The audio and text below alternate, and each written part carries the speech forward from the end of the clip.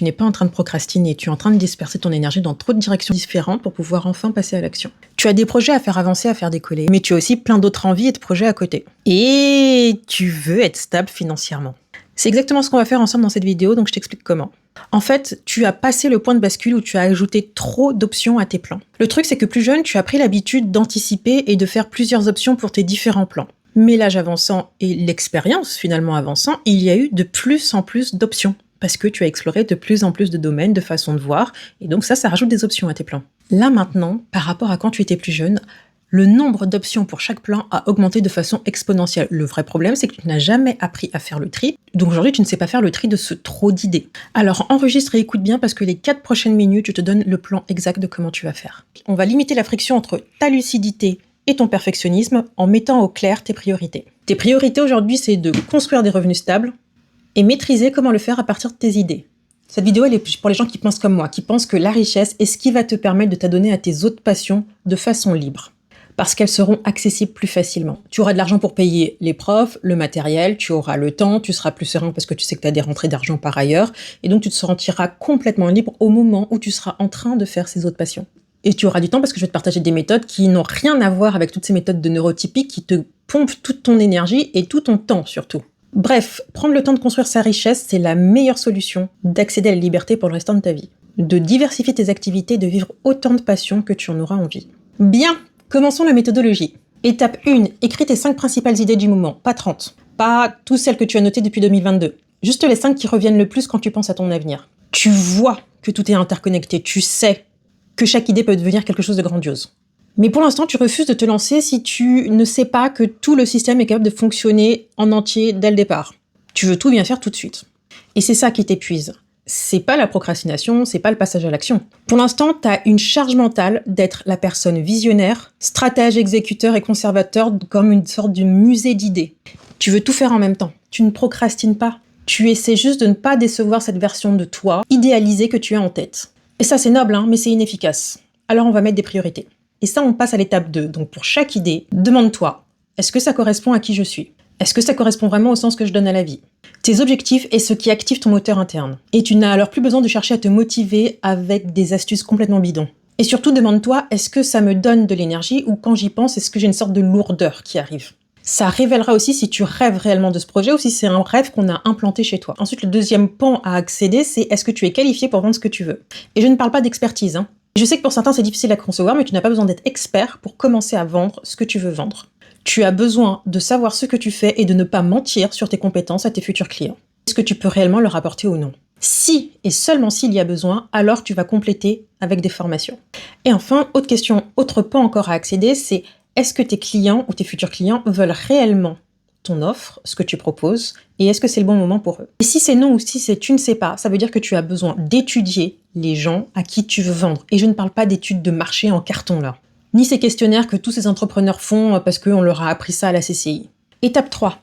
Tu vas apprendre à construire ton offre et à la vendre en accord avec tes valeurs.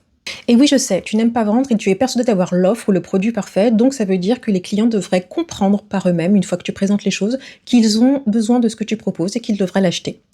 Ça ne fonctionne pas comme ça. J'ai une bonne nouvelle pour toi. Quand on est multipotentiel, on est stimulé par le fait d'apprendre des choses qui vont nous permettre d'obtenir ce que l'on veut. Même si c'est à la base quelque chose que tu n'apprécies pas forcément. Tu vas apprendre à l'apprécier parce que plus tu vas l'apprendre, plus tu vas la mettre en pratique et plus tu vas te permettre d'accéder à quelque chose que tu voulais derrière. Et là, tu vas te dire « mais c'est pas mal en fait ». Ton cerveau se trique tout seul. Et là, c'est ce qui va se passer. Tu vas apprendre à présenter et à vendre ton offre en accord avec tes valeurs, en respectant tes valeurs profondes.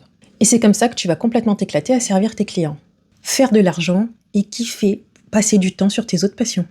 Et de toute façon, l'entrepreneuriat, c'est être en constante phase d'apprentissage. Que ce soit pour toi-même ou pour pouvoir bien déléguer après derrière. Et ce que tu vas aimer, c'est que tu vas te voir dans plein de situations différentes, tu vas te voir devenir toi, pour de vrai, vraiment la personne que tu as envie d'être. Et je t'assure qu'on devient addict à cette liberté d'être soi.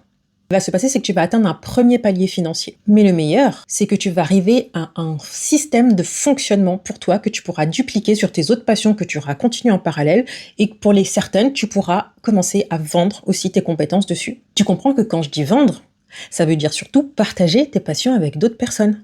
Je sais que tu doutes. Quand on est multipotentiel, on est capable de se remettre constamment en question. Et ça, c'est une compétence positive dans l'entrepreneuriat parce qu'il te permet d'ajuster ton plan d'action, ton système, à qui tu es en train de devenir, justement, pour qu'il reste constamment pertinent. Et pour l'instant, tu n'aimes pas ce côté de toi qui doute perpétuellement, qui est dans la constante remise en question. Parce que pour l'instant, c'est le chaos dans ta vie. Mais grâce à cette compétence, tu pourras créer d'autres business. Adapter ton système personnel pour enclencher d'autres succès.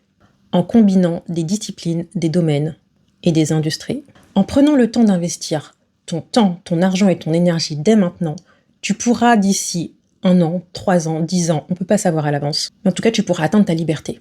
Mais dans 10 ans, tu ne regretteras pas de t'être lancé. Et 10 ans, ce sera toujours dans 10 ans que tu te lances ou non. Si tu te lances maintenant, dans 10 ans, ce sera plus facile de prendre des décisions, d'étendre tes business et tes revenus surtout, de déléguer et d'aménager encore plus ton temps comme tu en as envie. Prends l'exemple de Richard Branson, le PDG de Virgin. Tu pourras explorer plein de nouvelles passions. Et avant les 10 ans, en 2 à 5 ans, tu auras déjà testé pas mal d'offres, obtenu un socle de business qui t'aura permis d'avoir assez de revenus pour reprendre liberté de temps et géographique. Et tout en même temps, tu auras appris et exploré tellement de choses au contact de tes clients, entré dans des univers et pris des tournants auxquels tu n'aurais jamais pensé avant de t'être lancé. Tu vas grandir humainement et professionnellement et tu vas consolider ce que tu comprends et ce que tu veux pour ton avenir. Tu vas te donner aussi beaucoup plus de liberté créative parce que tu auras construit une base solide de toi, de la compréhension que tu as de toi-même, de qui tu es et surtout qui tu veux réellement être. Tu peux le faire seul, mais avant de créer plein d'offres, de les lancer et puis de les abandonner comme font tous les multipotentiels, moi je vais te conseiller de te mettre le focus sur 2 seulement. Et organise tout ton mois qui arrive selon ces 2 priorités. Pas toute une vie, juste un mois. On n'a pas besoin de ta vision à 10 ans, c'est pas le sujet. On a besoin que tu avances sur 10 jours. Après ces 10 jours, tu peux te rendre compte si tu es capable de suivre ce plan de 30 jours. Et là, prends une décision sans excuse. Si tu veux éviter encore de perdre du temps à réussir et si mes vidéos te parlent, réserve un appel avec moi.